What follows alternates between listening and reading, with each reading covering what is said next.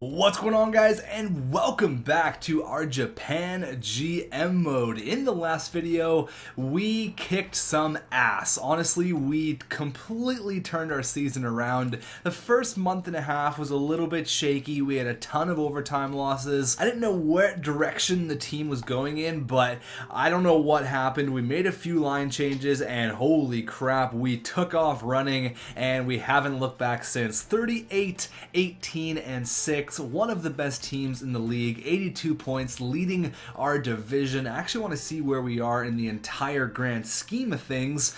Gino is leading our team in scoring, and I will talk about Gino in a couple of minutes here, but first things first, we are number 1 in the NHL. We have a 2-point lead on San Jose and Boston. That's awesome.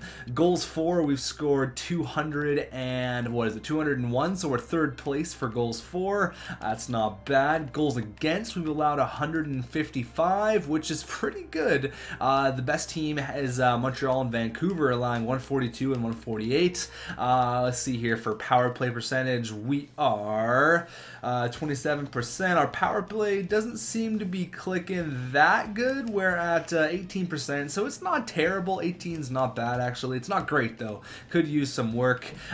Penalty kill, we are looking like, again, middle of the road, kind of 80%. Again, it's not terrible, but it's not bad. Our home and away record is identical, so we are on fire. We're 8-1-1 in our last 10 games. We are on a ridiculous streak. Now, with that being said, I was reading over your guys' comments, and a lot of you guys wanted me to change the lines back to what they were. You guys didn't want to see Malkin on the first line. You didn't want Esposito getting third line minutes, so I took a few people's comments and I kind of constructed this. We moved Gunnarsson up to the first line, line A down to the second with Esposito and Strome. So we got a playmaker, a two-way forward, and a sniper, and then McIntyre, Malkin, and Sanford, a power forward, playmaker, and a sniper. Now it's gonna either be Gunnarsson or McIntyre. We're gonna switch it up a little bit. I'm probably gonna give 5 games to Gunnarsson, and then I'm gonna give 5 games to McIntyre. Do a little bit of a test,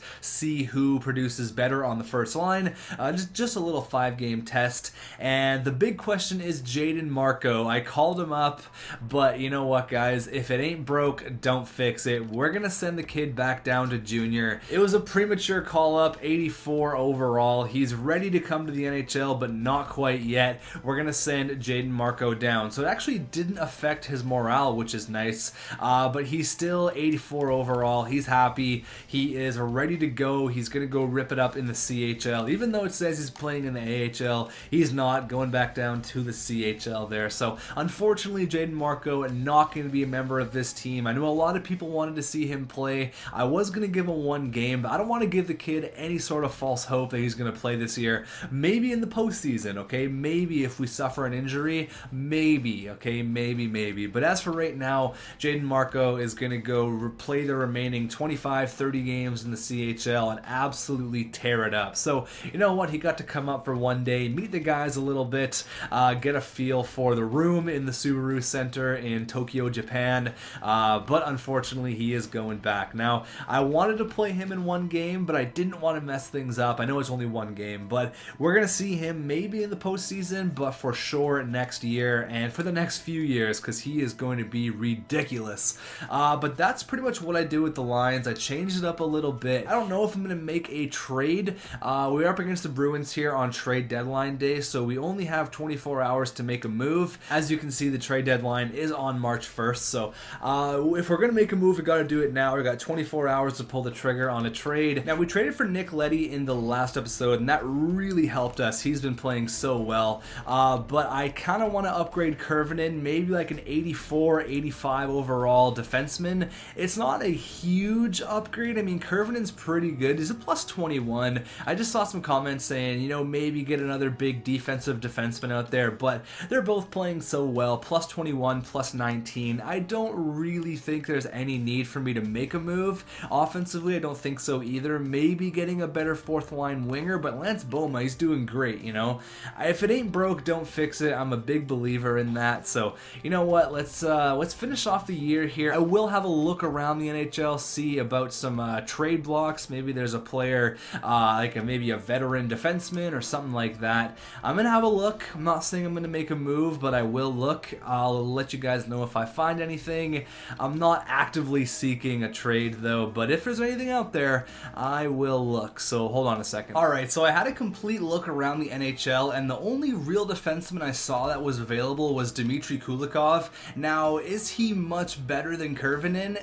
Maybe a little bit, but maybe not even. He's 33 years old. I can't see him being a better player right now than Kurvinen. Kurvinen's doing great with Brady Shea. I know that was one of the issues you guys wanted me to do, was address that. Maybe get a better bottom defenseman, but at this point, everything is working out so well, and I think that we're not going to slow down anytime soon, so I'm actually not going to make any moves. We have our backup goalie, we have a goalie, we have our forward core, we have our sick defensive core. I think we're just about ready to go on towards the playoffs here. You can see our status is now champion. Before it was contender, now it's a champion. So, you know what? This is the year, man. We're going all the way. We're just going to get the rest of the year done. We got exactly 20 games left in the regular season. So let's just get this bad boy completed. Let's continue with the win streak. I think we had a 10-game streak earlier in the month, and we had a 7-game streak the month before. So we haven't lost a lot of hockey games of late, so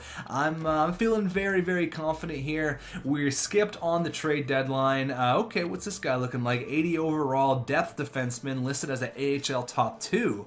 Okay, Kale, let's see this guy here. I think he's relatively young, 25, yeah, 80 overall. Thank you very much, with the 98 wrist shot power and the 5-star skating category with 99 agility. Abso-freaking-lutely. Thank you very much. I'm gonna go ahead and throw him in the AHL team after this home and home against Washington here. We drop a 2-0 loss there to the Bruins and come back with a 3-0 win. Attaboy Oleg. After getting shut out, he gets a shutout. There you go. And then a 7-2 win. Washington is one of the better teams in the league, so 7-2 against the Caps. That is pretty decent. 94 offense, definitely a large reason to that. Let's go ahead here and fix up our AHL lines, and I'll see you guys in a second. Alright, AHL lines are all set. We actually have a decent amount of players to call up if we have any injuries going towards the postseason once we get things going. Obviously, hopefully we don't have any key injuries, but now with the addition of that Kale guy, we actually have a decent amount of players to bring up, a bunch of mid-80 overall guys, so that's nice. I know last year we kind of struggled with a few defensive injuries, and we had to call up some guys who were like 79 overall, and that really wasn't that great. Another 3-0 shutout there. Man, we are good. We are so good. 4 in a row. Won 6 of our last 7 games up against the Blues. They have a really good record, and another big victory. We're probably going to hit 50 wins for the first time in this franchise mode. 46, I can't see us not hitting 50 wins. Barring a crazy collapse, we should hit the big 5-0. We lost one there against the Wings, but going up against Pittsburgh, actually just kidding, we have to send our scout out first. But yeah, we're looking scary. We really are. Let's go over to the SHL here. Let's go with the forwards for one more month.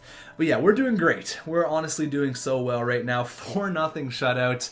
See, we are so good. So good. 2 more wins and we have hit the big 5-0. A couple more wins here and we've hit the big 50 up against Pittsburgh with a win, hopefully. Oh, shootout loss. Oh man, this is getting right down to it. We need to win 2 of our last 4 games to hit we actually need to win 2 of our last 4 to hit 50. So, okay, there you go. We need to win 1 of our next 3 games, which I'm pretty sure we can do. And there it is, a 2-0 shutout for 50 wins on the year. That is impressive. Let's go ahead and slow sim the last 2 games here.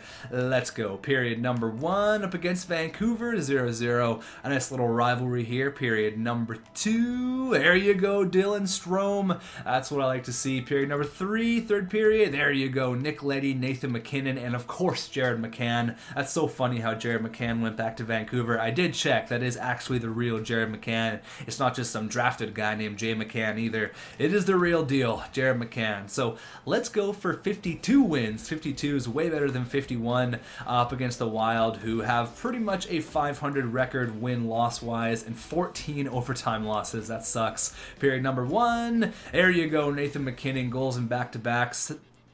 Period number 2. Okay, they get 2. Adam Ernie and Bure. There you go. Pavel Bure's kid back in the NHL. Period number 3. Oh, there you go. A big giant period. Nathan MacKinnon gets his 3rd goal in 2 games. Strome gets another. And then Pierlini caps it off there with 12 minutes left. And we end off the year with a very, very impressive 52 victories. Now, who do we got in round number 1? Obviously, we were a playoff team months ago. I don't know what happened, man. Something clicked and our team just exploded. We had a 10-game winning streak, a 17-game winning streak, a ton of 5 and 6-game streaks. We were on fire, and we have the Vancouver Canucks in round number 1. We beat them last week, and I really, really feel confident that we're going to get past these guys in round number 1. Last year, we were a different team against Vancouver. This year, we're a whole nother animal. I think we should be just fine. So let's go ahead and have a look at the entire stats for the entire year. Evgeny Malkin, man, on the 3rd line, 1st line, play this guy on the defense, doesn't matter. He led our team in scoring, I think for the 2nd straight year actually. It was 72 points. That's unbelievable. 25 goals, 37 years old, and the guy is just killing it. A $4.2 million contract for 72 points. I'll take that all day, every day. Unfortunately, no one hit 30 goals. Patrick Laine came really close, 29 goals on the campaign, 67 points. Gunnarsson was 67 as well. That's really nice to see, actually. Hopefully he jumps up. Oh shit, I totally forgot to do the test between McIntyre and Gunnarsson. That was my bad. I said I was going to do the test and I totally forgot. OEL was 65 points. He is getting older though, 32 years old, back up to 90 overall though. Pierlini, 26 goals for 60 points. Our captain, Timothy Liljegren, just shy of 60. And McKinnon, man, $7 million, $7.7 million for just under 60 points. That's not that great, buddy. Strome with 47, D'Angelo with 17 goals, out of boy. Esposito, 37 points, Nick Leddy, 37. McIntyre only had 1 goal in the last X amount of games. I think it was last 20 games. That's not very good. Zach Sanford killing it there on the 3rd line. Almost another 20-goal campaign. Lemieux, Brady Shea, all these guys. Sundin, there he is. How about the goaltenders? This guy was unbelievable all year for us. This guy's only 86 overall. How? 41 and 19 with 6 shutouts. Holy crap. Shout out to Anthony Stolars though with 3 shutouts in his 11 wins. That's pretty nice. Attaboy Stolars, attaboy. Let's go ahead and check out the entire NHL. We'll check out how we did power play, penalty kill, all that stuff, and then we are going to hop into the playoffs against the Vancouver Canucks. Blake McCarty, this was the guy who was obviously the first overall guy. 14 goals, 39 helpers in Edmonton there, 88 overall. There is a bunch of sick prospects this year. Sorry, sick rookies. Theo Pope was a 2nd round pick by Vancouver, 21 years old. That's a hell of a selection there. What a beast. And that's it for rookie skaters. There's quite a few rookie skaters that put up a bunch of numbers. As for rookie goaltenders, what's going on in the rookie goaltending department in the NHL? 3 helpers for this guy, 74 overall, and he only played 19 games, but 3 assists. Attaboy. This guy's 80 overall, and he played 68 games. Holy crap. Exact same thing with this guy. A bunch of young rookies getting a lot of ice time in the NHL here. Dale Ray, 83 overall. This Dale Ray guy looks like the best goaltender, the best rookie goalie for overall wise, 83 overall. Let's go ahead and check out the all skaters who led the league in points. Probably like Tarasenko or Teravainen, one of the two. They're always up there, and of course there it is, Teravainen and Nolan Patrick. To have both those guys on the same line is just ridiculous. John Tavares there with 90, Ekblad with 84, Rudolph with 82, Dalcol with 80. So I mean, you look here, where is he? There's Nico Hischier, but 82 points for Gino. He's in the top 15. That's pretty good for a guy who's 37 years old.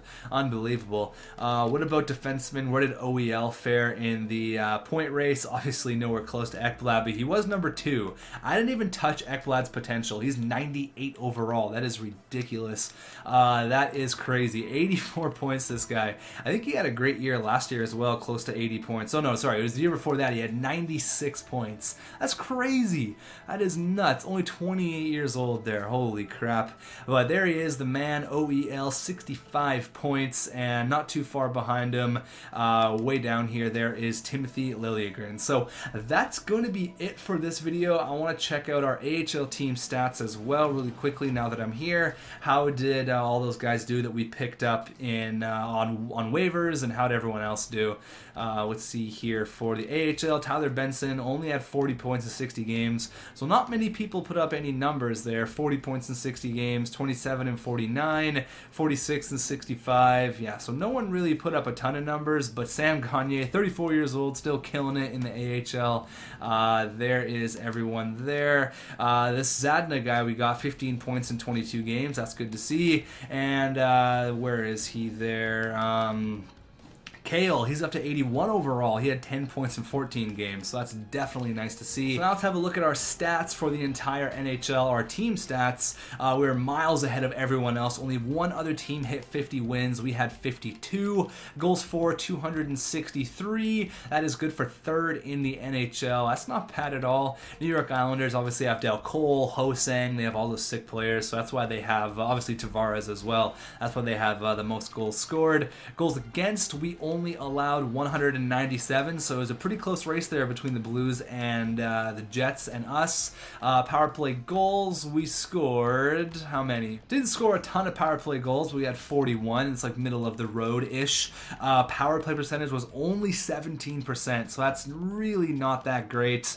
It's about middle of the road, but I'd like to make that a lot better, so maybe I'll tweak the power play lines. PK is still at 82%, and again, somewhere around middle of the road.